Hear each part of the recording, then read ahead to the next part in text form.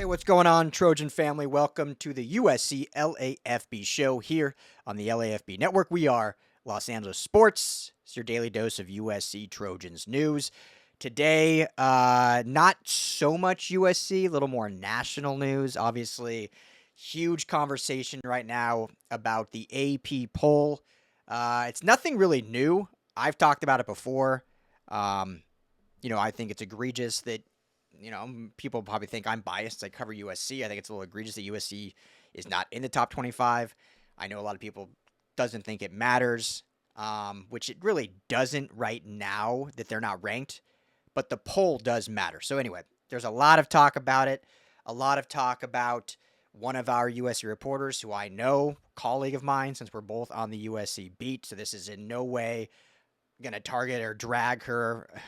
I feel bad. She's gotten blown up on the internet, so that's not the point. This is more about the overall kind of AP poll and how do we fix it? Because I have a couple solutions that I think actually could make it better. So going to get into that. Would love to get your guys' thoughts. Comment below on just kind of the state of polling in general in, poll votes and how much impact they actually have on the college game and whether it's important or not. So comment below. Make sure to subscribe to the USC LAFB YouTube channel. You can become a member of the channel or head over to LAFBnetwork.com. Subscribe there. Part of your membership, 20% of it, is going to be donated to help youth sports initiatives right here in Los Angeles. One of the programs we are going to be supporting is Anthony Beaver's. He was a part of it. He kind of helps out and promotes LA Best, which is like an after-school sports program in inner LA cities. So we're going to help support that. So if you become a member or on the YouTube channel or a member on our LAFBnetwork.com website, join our community every month. Part of that's going to go to help that. So going to good cause plus all of our content. And you help support LAFB, which obviously we love and support. So quickly, want to talk about our friends at Sleeper. One of the number one sports apps available now, and a ton of fun that you can do these kind of more or less games every single week. Obviously, day or year-long fantasy if you're in fantasy leagues. I'm also in a weekly pick'em that you can do, which is in the NFL or in college you can set up leagues of like suicide leagues, right? Like you pick or survivor pool. Sorry, not suicide leagues. A survivor pool that you can do and do pick'ems. That's available on the Sleeper app. They have live game stats. You can do game chats with other fans, plus daily fantasy where pick 2 to 8 players in that game. So Jade Mayava, is he going to have more or less 250 yards? Crushed that last week with his 414 yards. So you took more on that, which I did, and win some real money. If you download the app today and you go to deposit, use the promo code USCLAFB. You can see it right down here. I always point to the wrong spot. USCLAFB, all one word. They're going to match your deposit up to $100. Put in 25, get a free 25 to play with. Put 100, get a free 100 to play with. So download the Sleeper app today. Use the promo code USCLAFB to get a $100 match bonus. All right, so let's get into this. So there's been a lot of talk right now about AP poll voters, and one specifically on the USC beat who is a voter, and some of her choices in the poll were very interesting, we'll say that. And then she was on a podcast, and when asked about her choices, her answer was met with a lot of criticism. I'm not going to embellish that here. You can find it very easily. It's all over the place, and we're not going to do that here. That's not the point of this. The point of this is I've said many times that I think the AP poll is broken, and I think that it has an impact, which is why it truly needs to be fixed. And here's why. Because a lot of people say, well, it doesn't matter. The AP poll doesn't even decide the college football playoff. You have the college football playoff committee that then makes their rankings later in the season. That's what it's based on choosing the playoff teams and and eventual bowl games and whatnot. That committee, though, is real people. Real people are going to have biases. That committee itself obviously is broken. You have sitting athletic directors on that committee. I mean, the fact that that's a real thing is crazy to me, but that's a whole other story. But that committee is real people that base their decisions on college football program resumes. And when you're creating a resume or you're building out a resume that we see on ESPN when the committee show goes, and you put up there, well, this team has 4 top 25 wins. Where do you think those top 25 wins come from? Typically from the AP top 25. And so, absolutely, the AP voting matters because it directly then affects the committee's resume building on who ends up making the college football playoff. So it may not matter now that you're a team that's unranked, but if you're a team going into November and you've played 4, 5 top 25 AP teams, well, that gets used on your resume that they use. I mean, I saw a tweet, I think, from Brett McMurphy. This is nothing against him by any means. Excuse me. But he put out that Oklahoma's next, 5 games, obviously they're entering conference play, so their next 5 SEC opponents are all top 25 ranked opponents. Should all those teams be top 25 teams? I mean, I've talked many times that that's a lot of the way the SEC uses this kind of voter bias is like, well, look at how many top 25 wins they have. Well, should they even be in the top 25? So that's always been my kind of gripe with it is it does matter because it's used later in building teams' resumes. So whatever voting system we use matters. Maybe not in terms of right now USC being unranked is oh, they'll be fine. Take care, which they will be. Take care, win all your games, they're going to be in. But for those other teams, a 9-3 team, if they have 9 wins and 4 of them are against top 25 opponents, you can bet your ass they're going to be on the fringe of making it. But are those top 25 teams even supposed to be top 25 teams? And when you see things like these voters that come out and how they do their votes and saying things like, well, it doesn't really matter, that's where it becomes a bit egregious and a bit what?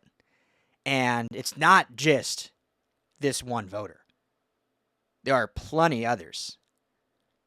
9, and this is from Danny Cannell on Twitter, 9 AP voters had SMU still ranked in the top 25, and those same 9 did not have Baylor ranked, who just beat SMU in overtime. Another voter had Alabama 2 spots ahead of Florida State. Florida State just beat Alabama last week. 5 spots ahead of South Florida, and has Arizona State ranked still, while Mississippi State is not ranked, who just beat Arizona State. So this isn't one voter that now is getting a ton of backlash. This is a lot of voters. And there are some voters who I'm sure are fantastic. But here's the problem. And this is coming from someone who is on the USC beat. I also run LAFB Network. We cover all LA sports, so I'm very busy doing that too. And so I'm not necessarily trying to defend anyone, but there is no way a beat writer for a team should be someone with enough power, wielding enough power to decide rankings for 100 different schools. It's just not plausible. Here's an example. So I'm on the USC beat, right? I'm at the game last week. I show up at the Coliseum at 1 p.m. The game starts at 4:30. I get there at 1 p.m. During that 3.5 hours, I'm writing other articles. I'm, injury reports, looking at that. There's TVs on in the press box of their games I can glance at. I have my score tracker up that I can kind of track because I want to be informed and involved. But I'm not watching every game. I don't leave the Coliseum till 11. And that's not just me. That's everyone on the beat pretty much. is there till arguably that late. So from 1 to 11, we're at the USC game, covering USC as we should be. That is our beat. We're trying to provide coverage and content on the team we cover. Well, then someone that's an AP voter the next morning submits their ballot for the top 25. How anyone would have a viable, I guess, concept of how everyone should be ranked, it's just not plausible. It's just not. So how do we fix it? Because the fact that this is how we decide our rankings, and these rankings have a direct effect on how the College Football Playoff Committee decides their rankings, anyone that denies that hasn't watched how the committee's done the last whatever, how long it's been. How do you fix it? So there's two ways. And I know the AP poll is historic. I'm not going to lie. If someone came to me eventually and was like, hey, would you want to be a member of the AP voter? I'd be like, heck yeah, that'd be awesome. But also I'd have to really look at, like, am I giving a true sense of what the voting should be? Like, do I have enough time to truly give a valuable ranking? So there's, I think, two new formats you could do. One, you have a committee, not like the college football playoff, not a committee of athletic directors, but a dedicated committee that is simply there to watch every game and rank teams. And obviously you have a vetting process and who's viable to do this, just like you would assume, excuse me, you would assume the AP poll has. So that's one way. Two, which I think would be the most realistic way, for whatever reason, mainly just in this country, everyone, I don't want to say everyone, a vast majority of people are involved in sports betting. But for some reason, there's still this, like, dark cloud over sports books and sports betting when it comes to actual kind of, like, involvement, right? Like, ESPN now owns a sports book, ESPN Bet. Like, they buy Penn, I think it was Penn, who they took over from Barstool. So they own a sports book. So all of their properties, like, they're pushing sports betting. They have all the offshore books. FanDuel sponsors just about everything and all across all sports. If not FanDuel, DraftKings does. Like, they're involved in everything. Lines are showed now on game screens. But for some reason, there's still, like, this weird enigma or stigma or dark cloud over it. But if you truly think about it, probably the most qualified group to create a top 25 ranking would be the books. It'd be the odds makers, because there's no bias. All they care about is creating viable odds to potentially win money and make a bunch of money from bettors. So they're going to be as realistic as possible in that. And two, you know, they're watching every single game, instance, injury. Like, they have to. They're not going to create a line for a game blindly. Like, if a starting quarterback gets injured and they didn't watch the game and they just make a line blindly, they're going to lose their ass on that game probably. So, I mean, that's a very, I think, viable option. It'll never happen because for whatever reason, there's still that weird dark cloud over sports bettings and the odds makers and the books. But that would be the most realistic top 25 poll when you really think about it. No biases, tuned in to everything going on. It would make the most realistic poll. When you look at USC and how much they've been favored in their first two games, and now going into Purdue, being a 20-plus point favorite at Purdue, but you're not a ranked team in the AP poll, I think the odds are telling you they're probably a top 25 team. Now, that doesn't mean they're going to win by that, but anyone that's involved in any sports betting knows that they're usually pretty on. Like, the lines are usually pretty close. The over-unders are usually pretty close. The money line is usually pretty close. It's rare that they're completely wrong. It's rare. Like, it happens, but it's rare. So why wouldn't that make the most sense of who makes the top 25 poll. It's going to be pretty spot on. So everyone can gang up on certain voters or whatever, but in reality, the system is just broken.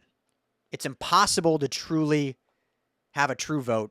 The entire AP poll is made up of beat writers whose singular job is to focus on a singular team.